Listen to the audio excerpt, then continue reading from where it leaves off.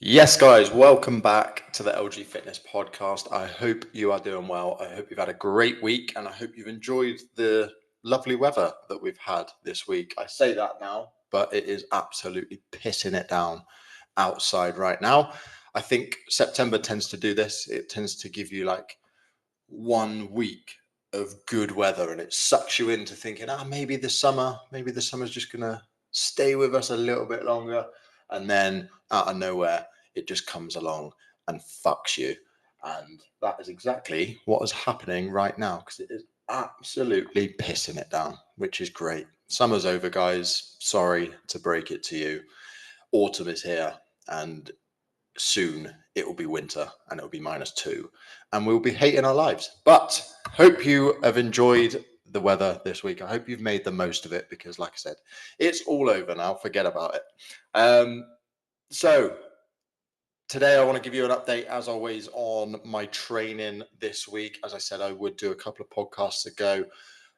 It's been a tough week for training this week. I've got my sessions done, but I've just been struggling with a little bit of fatigue, and I think that's mainly down to my sleep and recovery has not been the best. It's not been brilliant, and I think that's just meant that I'm a little bit more tired than usual.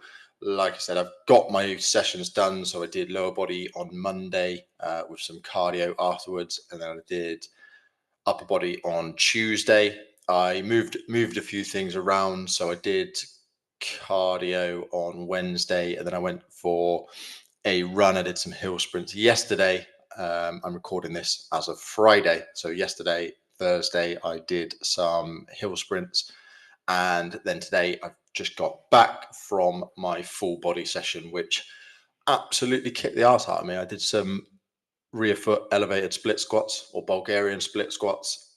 And I did that with a barbell today. So I progressed that on from the dumbbells that I have been using. And I went up to a barbell, little progression. And yeah, it absolutely fucked me. Came out of the gym, struggling to walk, struggling to breathe, just struggling to do life pretty much. So yeah, that was fun.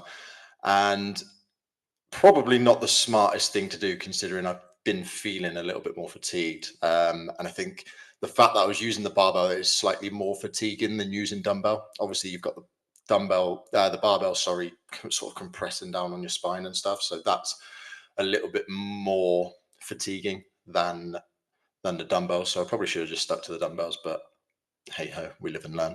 So yeah, that's been my training this week. It's been okay, but I think next week we'll probably look to focus a little bit more on recovery, making sure that I'm sleeping better, making sure that my nutrition's a little bit better. It's not been great, and it can definitely be better. So those are going to be the focuses for next week, is just improving the nutrition, improving the recovery side of things, and hopefully that should then mean that my training improves as a result, because I've been feeling far less motivated to train. And I think that's just because I've been feeling a little bit more fatigued. And like I said, the fatigue has come from the lack of recovery. So yeah, that's how my training's been going. Like I said, I've still been doing it, still been getting it done, which is the most important thing. So today's topic. Now, I always have to remember that you guys are watching it or not watching this. You might be watching this. I've started uploading these onto YouTube now.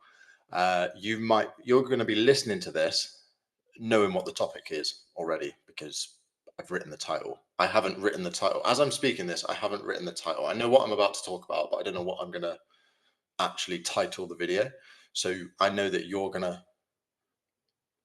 listen to this knowing exactly what I'm going to talk about. And every time I introduce a topic and say, well, this is what we're going to talk about, and I'm very aware that you already know what we're about to talk about. So yeah. But anyway, we are going to talk about ways to know how you're in a calorie deficit. So how do you know if you're in a calorie deficit? But how do you know that you're in a calorie deficit without tracking calories and without tracking your weight? Now, those two things, tracking calories and tracking weight, tends to be something that many people are a little bit hesitant to do. And There's a couple of reasons for that, which I won't really get into the reasons why. I'm sure you guys probably have your own reasons why you've maybe not wanted to track calories before or not wanted to track your weight before. There's many different reasons why that may be the case. But I find, like I said, is people are often very hesitant to track their calories or to track their weight. So today I want to give you some ways to know how you are in a calorie deficit without doing those two things. I am going to touch on those two things quickly before we get into those, because I think if we touch on tracking calories first, now, in my opinion, I think tracking calories is the best way, short of doing like a nutrition course and going to university and doing some sort of degree in nutrition, short of those two things, it is the best way to learn what protein is, what carbs are, what fats are, what calories are in the meals that you are eating. I think it's the best way to understand what is in your food, the calories, the portion sizes, all of that sort of stuff. It's not a perfect science. It's never going to be perfect. I believe nutrition labels have to have like an accuracy of like within 10 or 20%. So oftentimes it's never going to be perfect, but it will give you a very, very good idea of what is in your food. What are the portion sizes like? There's a reason why I'm able to stay in relatively good shape all year round without tracking a single calorie. And that is because I've tracked calories multiple times in the past. I understand portion sizes. I understand what foods are carbohydrates. I understand what foods are fats, what foods contain protein. And I understand what quantities of each I need to have roughly in each meals to be able to hit my goals. And that has come from tracking calories multiple times. Also, as well, learning a little bit more about nutrition is very, very helpful, but that's what I see calorie tracking as for the large majority of you. It's a tool to be used to help you educate yourself on nutrition. Now, we can talk about people that shouldn't track calories, but realistically, and this argument always comes up, is like, oh well, what about people with eating disorders and things like that? They shouldn't track calories. Yes, absolutely, you're right. But people that are going to develop eating disorders from tracking calories is a very, very, very, very small percentage of the population. I think the large majority of people that track their calories and use it as an educational tool will largely have a net positive from doing so. And that's why I always recommend tracking calories. Even if it is for a shorter period of time, you don't need to track your calories forever. You can track your calories for a week, 2 weeks, 3 weeks, 4 weeks, however long it is, to help you understand portion sizes, portion control, to help you understand what foods contain what macronutrients, and then, like I said, help you guide your decision making when it comes to your meals. If you can start building meals that contain protein, carbs, and fats, it's going to make staying in shape long term a hell of a lot easier. Lots of people don't want to do this because it's difficult. It's not easy, right? It's not easy to track your calories. It takes a little bit of effort, it takes a little bit of learning. And most people will go to things like Slimming World, Weight Watchers, stuff like that, because it's much easier. It's much easier to just follow their rules and they'll probably help you lose weight. But what happens when you finish those? I've seen many people lose weight on Slimming World. I've seen far less people keep the weight off. So when you basically come off there, you go back to eating how you were before, and then you end up putting all that weight back on. That's why I think if you track your calories, actually educate yourself, learn a little bit more about nutrition, it will set you up for long-term success. Like I said, it takes a little bit more effort, it takes a little bit more time, but it's an investment of time which will be massively worth it long term. So that's why I would recommend tracking your calories. Now, in terms of tracking your scale weight, this is maybe a little bit different from an emotional standpoint. I know a lot of people attach emotion to the scale, and when it goes up, it triggers them a little bit. Now, most people, I think, just use the scale in the complete wrong way. First of all, you need to completely remove the emotion from tracking tracking your scale weight and use it as data. Now, this again is never a perfect thing because you may weigh the same for a number of different weeks, but you are actually dropping body fat. And there's many different reasons why that may be the case. Water retention is one of the biggest things, and that is why sometimes your weight will fluctuate, it will spike up, and things like that. And especially if you're a female listening to this, there are going to be different points during your menstrual cycle that you are going to weigh very differently. So normally with males, it's sort of okay to sort of compare week on week, whereas females it's more advised to look at month to month so that you're tracking sort of the similar weeks of your cycle. So usually the week before your period, you're going to weigh your heaviest, and usually the week after or a few days after is probably going to give you a representation of your true weight, and it's usually roughly the time when you're going to weigh your lightest as well. Now, this is obviously for females that don't use any contraception, that have a fairly regular menstrual cycle, whatever is normal to them, usually 28 days, but some cycles will be less than that, some will be more than that. It's normal to you. So, like I said, you could still weigh the same, but you could be dropping body fat. Now, the way I would use the scale and the way I recommend using the scale is by tracking your weight every single day. Most people track their weight weekly. Now, the issue with this is it doesn't take into account all these fluctuations that you may see.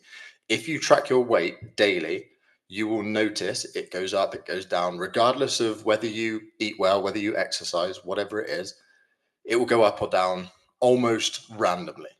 But what you do is take the average across the 7 days, and then you compare that average from week 1 to week 2 to week 3 to week 4. If you're a male, that is.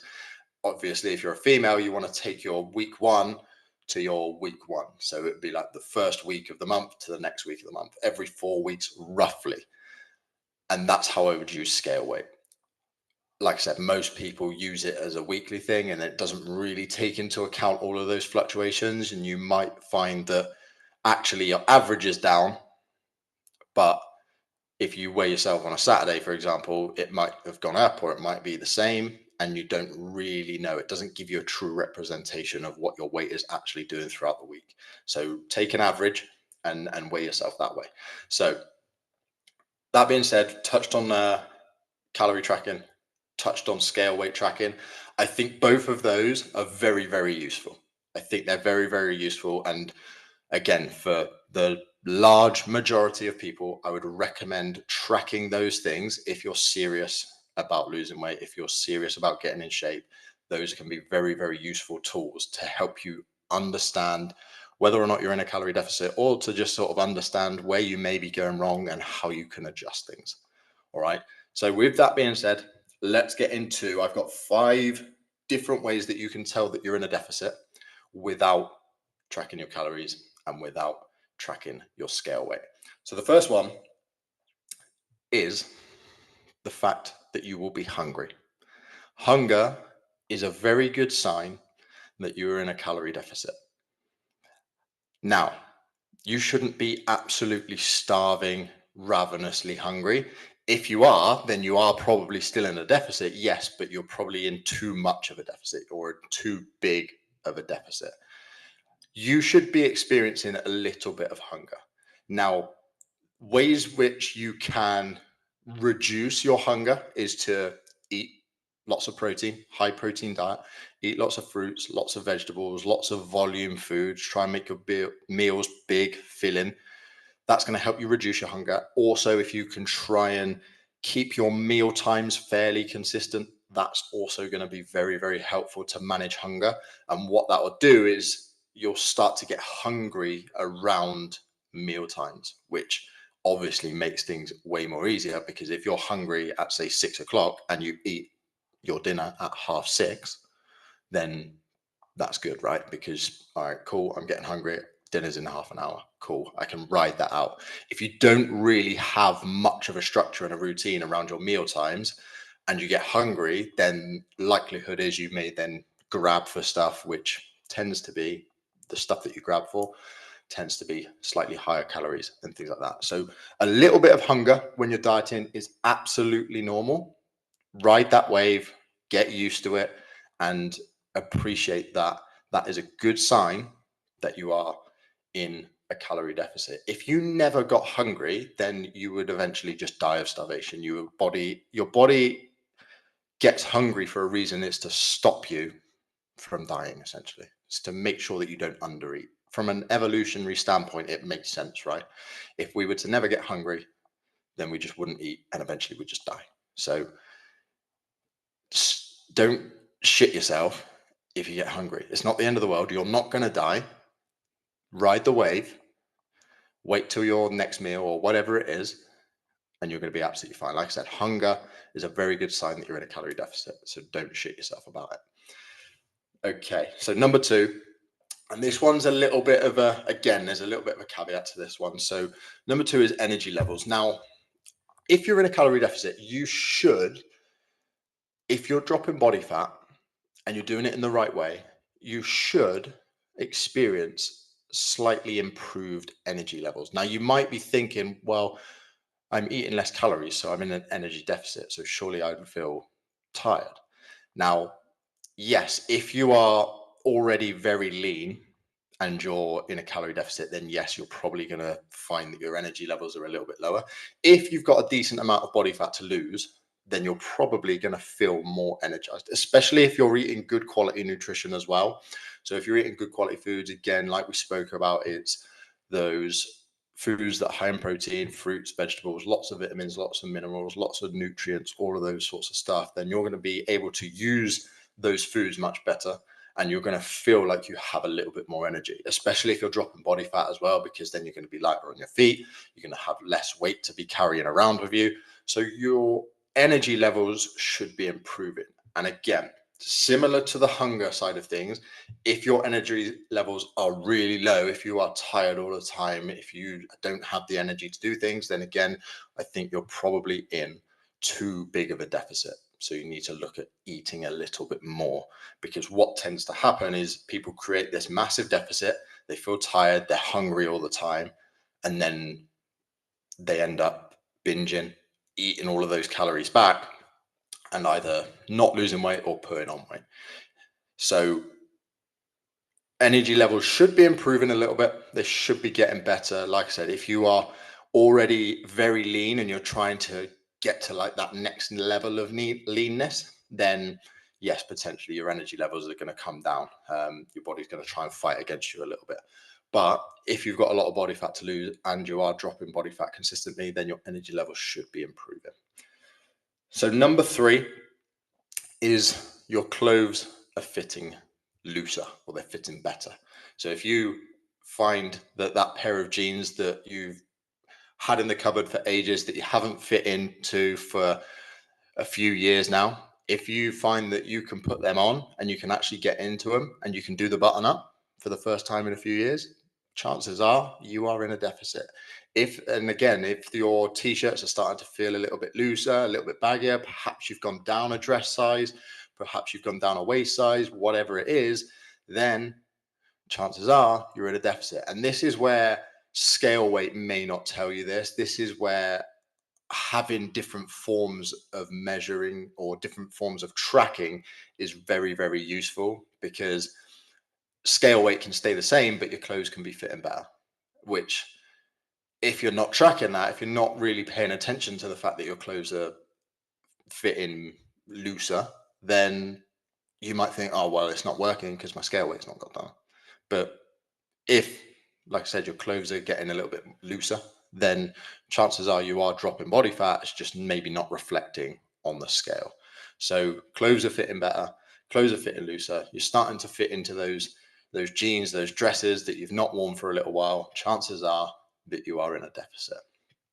Number 4 is, and again, this is another form of tracking. And again, another very good form of tracking is your measurements are going down. So whether you track your waist measurement, it might be chest, it might be legs, it might be wherever you're keen to know whether or not you're getting slimmer from specific areas. taking a waist measurement, taking a chest measurement, leg measurement, whatever it is, maybe take those once every 2 weeks, once every 4 weeks. That's going to be a good sort of amount of time to know whether or not you're making progress. If those measurements are going down, then chances are you're in a deficit. So again, this is another thing. If you can see that your measurements are going down, but your scale weight is staying the same, keep going, keep doing what you're doing. Chances are you're in a deficit and it's just not showing up on the scale yet.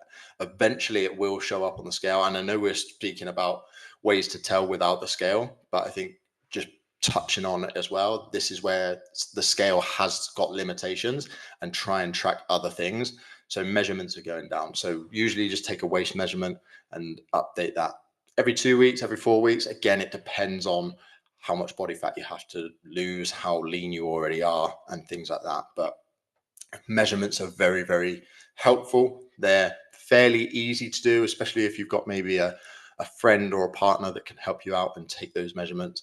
That can be very, very, very, very good to do. Obviously, you want to try your hardest to sort of measure from the same point, which can be the limitation of taking measurements. But writing these things down and just tracking it will give you a good idea of whether or not you're in a deficit. Finally, we've got you're just looking leaner, you're feeling better. These are key things. Are people noticing? It's usually you'll see it for many people. A lot of people will see it in their face first. Their face starts to look a little bit slimmer. And then you start to notice it maybe in the mirror. You start to look a little bit leaner. People start to notice. People start to mention it. Oh, have you lost weight? Things like that. Again, if you're looking a little bit leaner, if you're looking a little bit slimmer, if you can start to notice it in the mirror, if you can start feeling better as well. So obviously seeing the changes is one thing. That's an obvious reason that, yes, you're definitely in a deficit.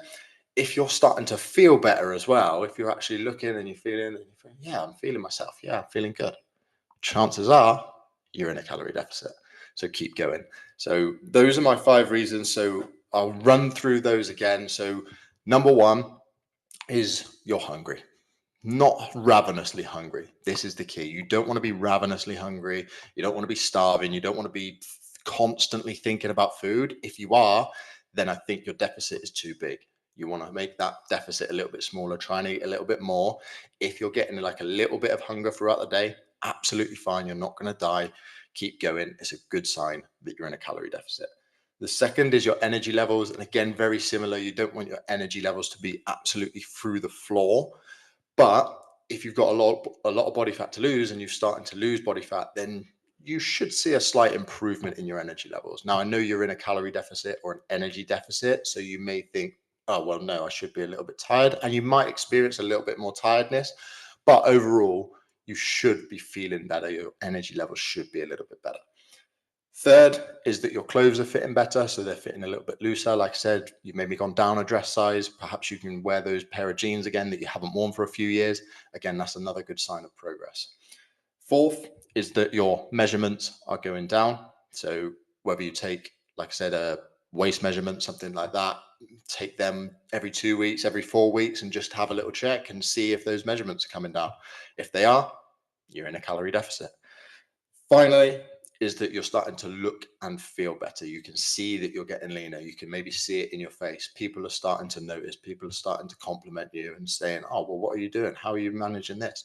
It's another good sign that you're making changes, that you're getting leaner, and that you're in a calorie deficit.